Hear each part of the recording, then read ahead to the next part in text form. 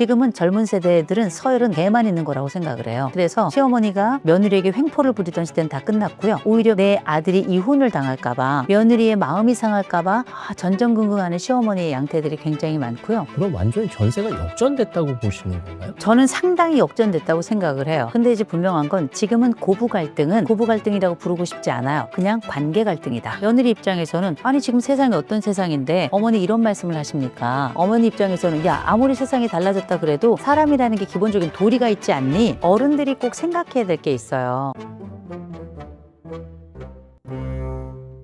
안녕하십니까. 책이 삶이 되고 삶이 책이 되는 시간, 책과 삶, 책과 사람의 김재훈입니다. 갈등의 양상, 시대에 따라 다르게 나타날 수 있겠죠. 고부 갈등, 변하지 않는 갈등의 가장 큰 대상이라고 합니다만 이것 또한 시대에 따라 좀 다르지 않을까요? 오늘 그런 이야기 나눠보겠습니다. 여러분 좋아하시는 심리상담 전문가 이호선 교수와 함께합니다. 어서 오십시오. 안녕하세요. 네, 반갑습니다. 인사 부탁드립니다. 안녕하세요. 책과 삶 구독자 여러분 잘 지내셨습니까? 뵐 때마다 기쁘고 또 뵈니 더 반갑습니다. 한 해 한 해 살아가면서 우리 삶이 더 잘 익었으면 좋겠고요. 살아가는 그 모든 순간에 기쁨이 가득했으면 좋겠습니다. 네, 어쩜 그렇게 말씀을 잘하시는지. 밤새 연습했습니다. 네, 아유, 이게 쏙쏙 들어오네요. 사실 이 관계라는 게 시대에 따라서, 세대에 따라서 다른 양상을 보이기 마련이잖아요. 하물며 갈등은 오죽할까 싶기도 한데, 이 고부 갈등이라는 단어가 사라지지는 않고 있습니다. 바퀴벌레 역사죠. 네, 네네. 사실 여전한 거죠. 사실 여전하죠. 그러나 우리가 드러나는 방식 그리고 다루어지는 방식이 조금 다르죠. 네. 이를테면 우리가 드러나는 방식은 옛날에는 엄격한 시어머니가 그렇게 여러 열쇠를 들고 있다가 눈 가리고 3년, 귀 가리고 3년, 입 가리고 3년 그렇게 3년을 맞고 그렇게 9년 지나고 나면 내 며느리다 해서 그때야 비로소 그 며느리에게 국간 열쇠를 주는 이런 방식이었고 사실상 며느리가 그 식구들하고 겸상을 하지 못하는 뭐 이런 일이 있었죠. 그러나 그런 시대는 다 끝났습니다. 그런 1차적이고 동시에 또 수직적인 관계는 다 끝났고요. 지금은 사실상 마치 거리를 둔 사람들이 수평적으로 살아가는 것처럼 때로는 역전의 관계도 일어나고 있죠. 요새 시어머니를 뭐라고 부르냐? 뒤꿈치 시어머니라고 불러요. 며느님 깨실까봐 시어머니께서 새벽에 몰래 일어나 뒤꿈치를 들고 살살살 부엌에 가서 그릇 달그락거리지 않도록 아침을 준비하는 이런 양태가 벌어지는데 이런 문화는 사실 옛날엔 상상도 못했죠. 시대는 그렇게 달라지고 세대도 그렇게 달라지고 있는데 그 가운데서도 며느리 파워가 커졌죠. 그래서 이 며느리가 어떻게 하느냐에 따라 내 아들의 행복이 결정이 되기 때문에 옛날에 내 아들을 중심으로 해서 그렇게 나머지 부속품처럼 여인들의 인생이 만들어졌다면 지금은 시어머니가 며느리를 괄세하는 일명 부부간의 갈등 혹은 시어머니의 그런 딴지 이런 거 거의 정말 많지 않습니다. 오히려 며느리 눈치를 보는 시어머니 내 아들이 이혼을 당할까봐 며느리의 마음이 상할까봐 전전긍긍하는 시어머니의 양태들이 굉장히 많고요. 그래서 며느리들도 상대적으로 요 세대가 권리의 세대입니다. 그래서 어머니가 내게 해주는 거 알겠는데 그건 어머니가 의무적으로 해주는 것도 아니고 어머니가 선택해서 하는 거 아니냐? 그건 어머니의 선택이고 나의 선택은 다르다. 왜 우리는 명절에 가서 어머니가 했던 것처럼 선을 붙이고 있어야 되는가? 사면 어떻겠는가? 왜 내가 알지도 못하는 시가 쪽에 있는 그 어른들의 제사를 내가 모셔야 되는가? 말도 안 되는 거다라고 제시하는 새로운 며느리들의 이런 강력한 주장과 또 권리에 대한 이해가 사실상의 고부관계를 완전히 역전시키게 된 거죠. 그리고 어머니들이 가지고 있는 건 사랑만 있는 게 아니라 그런 두려움도 있죠. 옛날에는 내가 서열이 있다고 생각을 했었는데 지금은 젊은 세대들은 서열은 개만 있는 거라고 생각을 해요. 그래서 실제 시어머니가 아들을 중심으로 해서 며느리에게 횡포를 부리던 시대는 다 끝났고요. 오히려 며느리의 권리가 내 남편을 통해서 내 시어머니에게 전달되면서 시어머니들이 오히려 약간 두려워하는 이런 양태가 벌어지고 있는 거죠. 일단 시대가 달라지고 정체성의 역할이 달라지면서 상대적으로 열악한 상황에 있던 며느리의 지위가 향상되고 며느리의 권리가 신장됐습니다. 그리고 시어머니의 역할의 방향성이 좀 달라졌고 시어머니는 며느리를 존중해 주기도 하지만 어쨌든 아들의 행복을 위해서 며느리의 의사를 무시할 수 없는 구조가 된 거예요. 그럼에도 불구하고 어쨌든 갈등은 존재한다는 거잖아요. 지금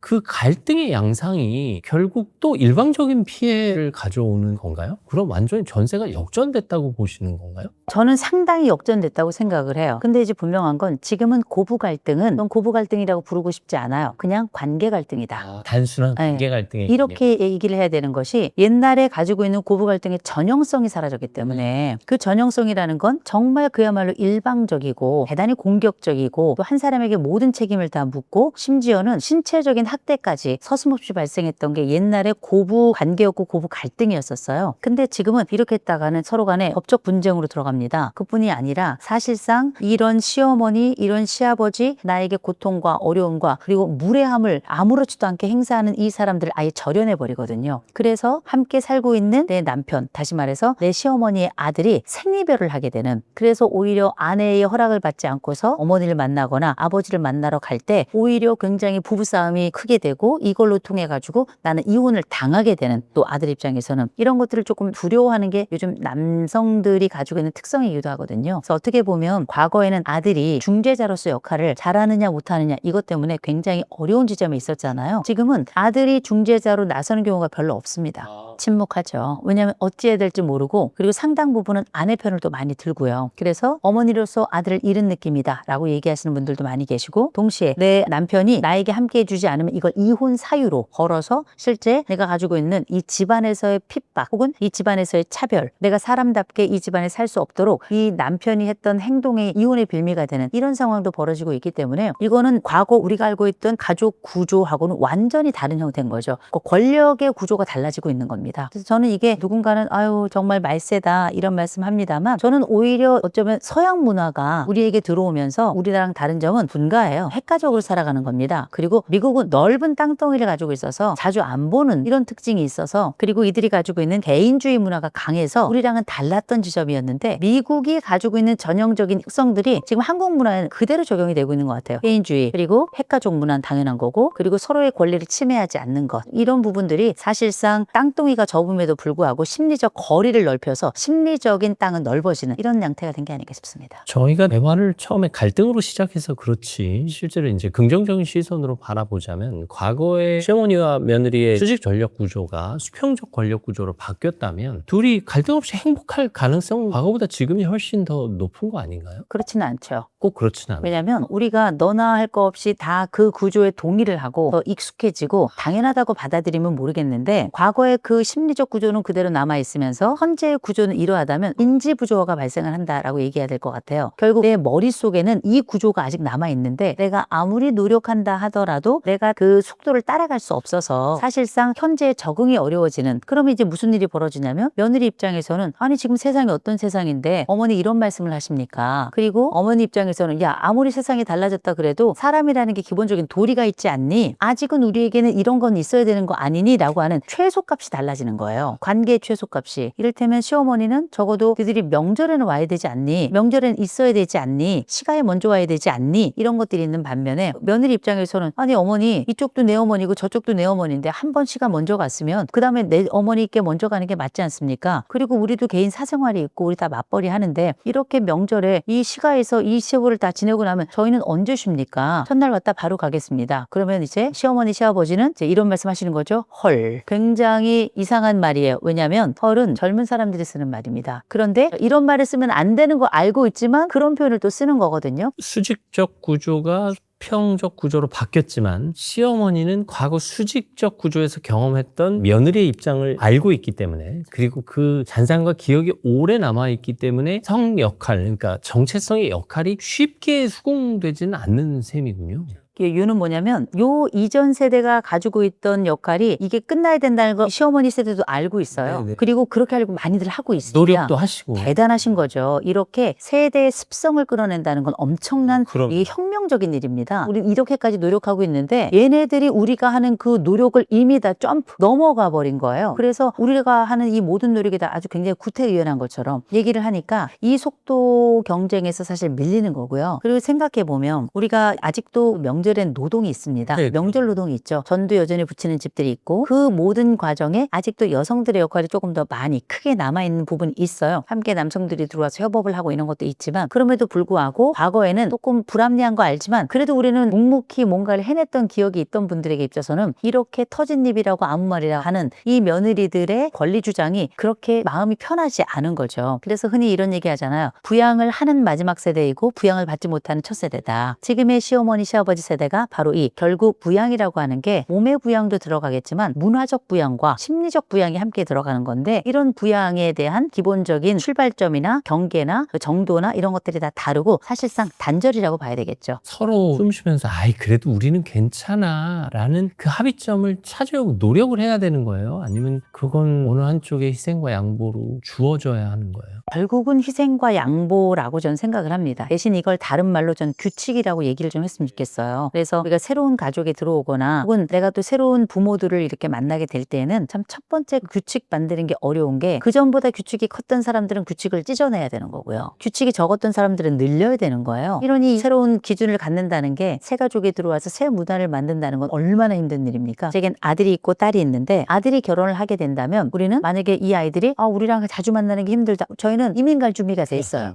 그만큼 배려를 하겠다는 말을 하는 것이지만 적어도 이런 건 있습니다. 저희는 명절에 안 와도 된다고 생각해요. 대신 저희는 이제 종교적인 특성 때문에 크리스마스하고 부활절에는 같이 지내자, 이제 양가 부모 생일을 같이 하고, 요거는 했으면 좋겠다. 그러니 1년에 4번 만나는 거예요. 명절에 처가 가도 괜찮다, 이렇게 생각을 가지고 있는데, 그나마도 이건 저희 생각일 수 있을 거예요. 크리스마스는 부부가 보내야 됩니다. 아 사실 그렇죠. 또 이럴 수 있잖아요. 네네. 그러면 26일 뭐 이렇게 이제 네, 가는 네, 거죠. 저희가 규칙을 제안하면 이 규칙에 오케이를 해준다면 정말 땡큐인 거고요. 그게 아니라 우리는 이런 면이 있어서 이런 조율을 했으면 좋겠습니다. 기꺼이 조율할 준비가 되어 있거든요. 조율을 하더라도 기본적인 규칙은 가지고 있자. 이런 규칙이 서로 간에 합의가 좀 된다면 덜 불편하죠. 그래서 이건 이제 나중에 아이를 낳고 손주를 보고 이 손주를 키우고 육아를 함께 한다 할 때에도 규칙과 기준이 얼마나 중요합니까? 그와 마찬가지로 우리가 새 가족이 온다는 건 구조가 완전히 바뀌는 일이에요. 그래서 우리가 흔히 이제 가다머라고 하는 학자가 지평의 융합이란 말을 쓰거든요. A라는 것과 B라는 것이 만나서 충돌을 하게 되지만 결국 우리는 C라고 하는 일종의 새로운 문화가 형성이 되고 새로운 그림을 갖게 된다라고 이야기하면서 지평의 융합이다, 이런 표현을 쓰는데, 모든 새로운 두 개의 그룹이 만나면 이런 지평은 갈등 끝에 열매로 하나의 새로운 규칙을 만들어내는 거거든요. 근데 우리가 모든 것들이 머리를 부딪혀봐야 아프구나 라는 걸 아는 것보다 어느 정도 예측을 할 수 있는 범위 내에서 저기 머리 부딪히면 아프겠구나 라는 걸 예측할 수 있잖아요. 그렇다면 사전에 일련의 작은, 너무 복잡하지 않은, 서툴더라도 규칙을 만들어서 새 가족도 동의를 하고 우리도 함께 동의를 하면서 덜 불편한 지점을 하나의 공동의 영역으로 갖는 것 중요할 거라 생각합니다. 저도 이제 아들아이가 결혼을 준비하고 있어서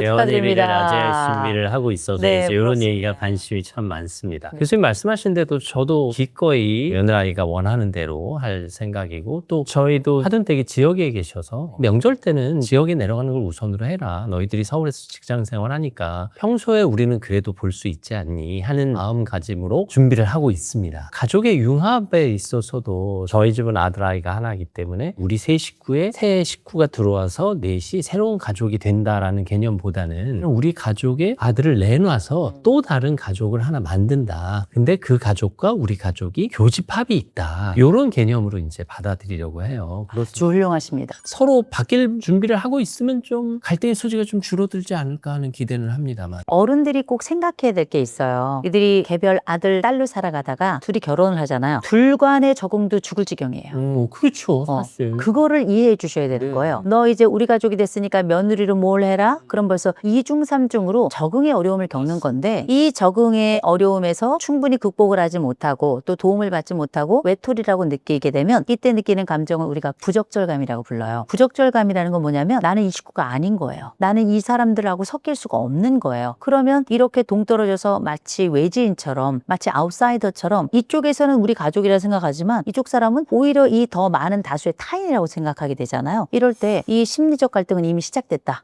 라고 봐야 될 거고, 이렇게 나는 동떨어져 있는 사람이라고 느낄 때 이 사람이 겪게 되는 고독감을 집단은 이해할 수 없어요. 얘는 왜 이렇게 별나? 다른 며느리 안 그런데? 얘는 왜 그러니? 그리고 아들한테 얘기하겠죠. 야, 너 얘랑 살 수 있겠니? 이런 얘기, 선 넘는 이야기가 시작이 되는 거거든요. 그래서 말씀하셨던 것처럼 우리 식구가 하나 더 들어오는 거라 생각하면 큰 오해입니다. 이거는 가두는 행위예요. 우리가 똑같이 한국 사람이지만 이 세상 사람들이 몇 개 언어를 쓰고 계신지 아세요? 꽤 많이. 꽤 많이? 네. 흔히 이제 뭐 2만 몇 개가 있다 이렇게 알고 네, 것인데 그거 아니고요. 이 세상 살아가는 사람들만큼의 숫자가 그 언어입니다. 사람은 다 각자의 언어를 쓰기 때문에 그 얘기는 뭐냐면 각자의 언어를 쓰는 사람은 각자의 문화체예요. 그래서 나와 내 배우자가 두 개의 문화가 함께 있을 때에도 함께 살아가며 맞추는 따로 있지만 교집합을 가져야 되는 거고 동시에 나라는 사람이 아이가 있어서 그 아이가 결혼을 해서 있다. 이 아이는 우리 속에 들어온 아이가 아니라 우리가 이 아이를 내놓는 아이로 그렇게 지금 생각하시는 것처럼 그렇게 가는 게 맞고요. 그렇게 따로 하나의 불학을 일구었다면 나라는 사람의 일가와 이들이 만드는 일가가 같을 수 없어요. 유사한 지점이 있지만 이 유사한 지점은 문화라고도 부르겠지만 전 이걸 규칙이라고 부르고 싶은 거예요. 공동의 규칙을 가지고 서로를 덜 불편하게 그리고 존중해 가면서 서로를 이해할 영역을 남겨두고 그러나 그 교집합이 너무 커지면 이걸 우리는 간섭 혹은 침해라고 부르는 거고요. 이 교집합이 너무 적으면 소외, 적절한 방식의 교집합은 반드시 서로에게 안전감을 주면서도 서로 교류한다는 느낌을 주니까 굉장히 중요하겠죠. 또 이제 한 단계 넘어서 가정과 가정의 융화, 사돈을 맞이해야 합니다. 사실 뭐 예전만큼 또 사돈과 사돈이 그렇게 가깝지도 않고 또 어떤 가정은 마치 친구처럼 가까이 지내기도 하고 그렇다고 모든 가정이 그렇게 지낼 필요는 없습니다. 저희는 아직 상견례를 안 했습니다만 이 SNS 상에 보면 상견례에서 일어난 해프닝 가지고 가타부타 말들이 많더라고요. 뭐 일종의 기호 차이, 취향 차이 갖고 서로 비교를 하기도 하고 또 불쾌감을 느끼시기도 하고 또 말 한마디 때문에 또 뭐 작은 상처가 되기도 하고 이게 가정과 가정의 융합이 결혼이라면 가장 주의해야 할 날이 상견례 날이 아닐까 싶기도 해요. 어떤 마음가짐으로 준비를 하고 있어야 될까요? 상견례에 가셔서는 꼭 연극을 하시기 바랍니다. 마음을 드러냈다간 끝장이에요. 왜냐하면 일단 상견례라는 자리가 굉장히 긴장이 되는 자리고요. 우리 집안 전체를 선을 보이는데 우리는 단순히 선을 보이지 않아요. 이미 내 아들에게 들은 이야기, 내 딸에게 들은 이야기, 또 내가 잠깐 봤던 예비 며느리, 내가 잠깐 봤던 예비 사위를 통해서 대충 짐작을 합니다. 우리가 낫구나. 혹은 저들이 좀 난데 이런 모종의 비교, 기대도 하지만 두려움도 가지고 그 자리에 가는 거예요. 그리고 명확하지 않은 사전 지식을 가지고 그렇게 모호하고도 불안한 상태로 내가 내 자식을 함께 해야 되는 평생 굉장히 긴 세월을 함께 해야 되는 그 사람들을 만나면 저야말로 오해의 장이 됩니다. 알지 못하는 것을 안다고 확신하고 그 사람의 작은 실수를 이 사람의 평생의 열매라고 생각을 하게 되는 거죠. 그래서 먼저 알고 되실 것, 무조건 상견례 가셔서는 연극을 하셔야 돼요. 어떤 연극을 하셔야 되냐면 우아함의 연극을 하셔야 돼요. 우아함의 연극은 뭐냐면 어쩜 그렇게 딸을 잘 키우셔서 어쩜 이렇게 사랑스러운 아들을 키우셨어요. 두 분의 덕이 잘 보입니다. 마치 우리는 눈 멀어서 단점은 못 보는 사람, 눈 떠서 장점만 보는 사람인 것처럼 그렇게 이야기를 하셔야 돼요. 그리고 그 자리에서 현실적인 얘기가 오가는 건 대단히 곤란합니다. 그렇죠. 혹시라도 현실적인 이야기가 나오면 연극은 현실이 아니잖아요. 그럴 땐 다시 이 사람을 연극 모드로 끌어들이셔야 돼요. 아, 지금 이런 말씀을 하셨는데 저는 지금은 정말 꿈만 꾸고 싶어요. 두 분을 뵈는데 정말 꿈만 꾸게 되더라고요. 이렇게 다시 이 연극의 장에 그 사람들, 현실로 내려오는 사람들을 다시 현실로 초대를 하는 게 좀 굉장히 중요하다고 생각해요. 그리고 나머지 현실적인 이야기는 정작 살아야 될 두 아이들이 둘이 함께 모여서 같이 각자의 부모를 만나서 해결하는 방식으로 하고요. 대신 또 한 가지 있습니다. 이렇게 딱 보면 거친 사람들이 나와요. 그럴 때가 있어요. 있죠. 그게 학력의 문제인지 성격의 문제인지 아니면 원래 그런 분들이 아닌데 그냥 말씀만 이렇게 거칠게 하는 분들도 계시거든요. 우리가 아보카도 같은 거 보면 또 파인애플 같은 거 보면 아유 겉은 이렇게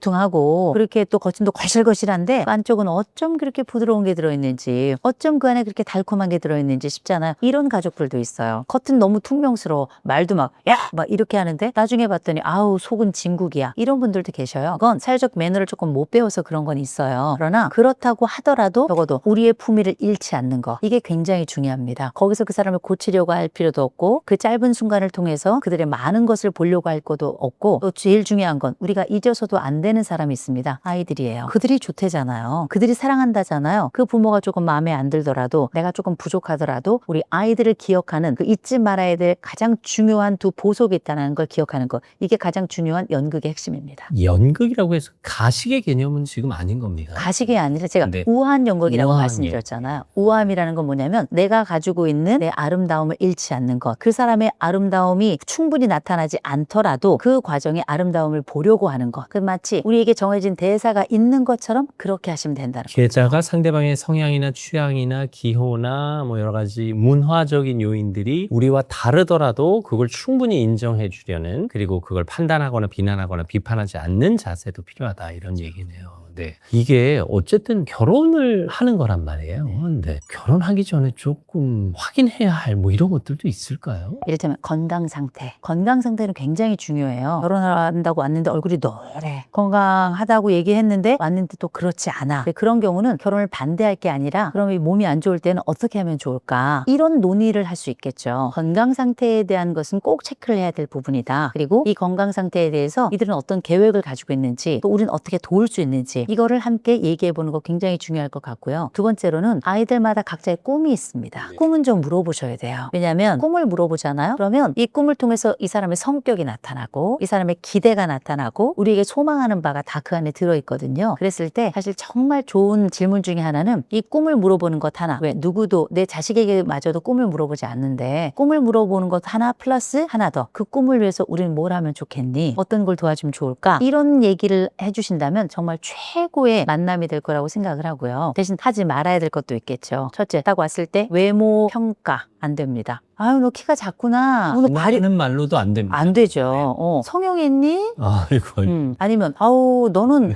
이거 발냄새가 나네. 사위에 왔는데 이렇게 얘기를 한다든지 정말 조심해야 될 거고요. 두 번째, 상대편 부모 얘기하면 안 되겠죠. 그리고 이 집안에 이를테면 우리가 다 알고 결혼하는 거는 아니지만 몇 가지 보이는 게 있어요. 빈부. 우리보다 살림이 더할 수도 있고 덜할 수도 있어요. 우리보다 잘 사는 집 만나면 땡큐죠. 고맙죠. 그러나 상대가 우리를 어떻게 생각할지, 그때 내 아이가 그 집에 가서 어떤 위치를 점하게 될지, 어떤 말을 하고 어떤 행동을 하고 어떤 태도를 취해야 될지에 대한 그 어려움을 함께 고민해 줘야 된다는 거, 그걸 기억해야 되기 때문에 그 아이가 우리 집에 왔을 때도 그런 어려움을 겪지 않도록 그렇게 빈과 부에 대해서는 얘기하지 않는 거 굉장히 중요할 거고요. 세 번째로는 이제 오자마자 결혼해서 애는 언제 낳니? 우리가 명절에 하지 않는 그 대화들이 있죠. 그래서 제가 늘 드리는 얘기가 있습니다. 명절 때 생로병사만 묻고 관혼상제는 묻지 말자 하는 것처럼 맞벌이 할 거니? 애는 낳을 거니? 애 낳고 맞벌이는 계속 할 거니? 뭐 이런 방식의 이야기. 또 자네는 지금 있는데 월급이 얼만가? 이직은 할 건가? 이런 많은 것들은 굉장히 사적인 질문이에요. 이 두 사람은 서로 알고 있어요. 서로 알고 있고 합의돼서 결혼을 하는 건데 거기에 대해서 부모가 가지고 있는 불만이나 불안을 그들에게 투영하는 질문들은 하지 않는 것이 좋다라고 말씀을 드리는 겁니다. 말씀 듣고 보니까 뭔가 신중하게 아주 조심스럽게 유리를 다루듯이 시작해야 하는 게 결혼생활이고 고부관계고 사돈관계고 하지 않나 싶습니다. 뭔가 꼼꼼하게 잘 준비해서 우리 아들과 며느리가 만들어가는 새로운 가정이 행복한 가정이 될 수 있도록 잘 도와야 되겠다는 생각을 했습니다. 한 가지만 더 말씀드리자면 너무 자주 만나는 건 또 그만한 또 갈등의 소지가 될 수도 있어서 필요한 만큼 만나시기를 권해드립니다. 네, 지지와 응원의 마음을 가지고 살짝 거리를 두는 그 마음가짐이 필요하지 않을까 싶습니다. 오늘 제가 도움 많이 받았습니다. 상담 심리 전문가 이호성 교수와 함께했습니다. 고맙습니다. 고맙습니다. 진정한 관계를 지키는 가장 좋은 방법은 적절한 경계를 지키는 게 아닌가 생각해봤습니다. 부부 갈등 혹은 새로운 결혼 혹은 새로운 사돈 관계를 뛰어넘어 모든 관계가 그렇지 않을까요? 저는 다음 시간에 여러분께 뵙겠습니다. 오늘도 감사합니다.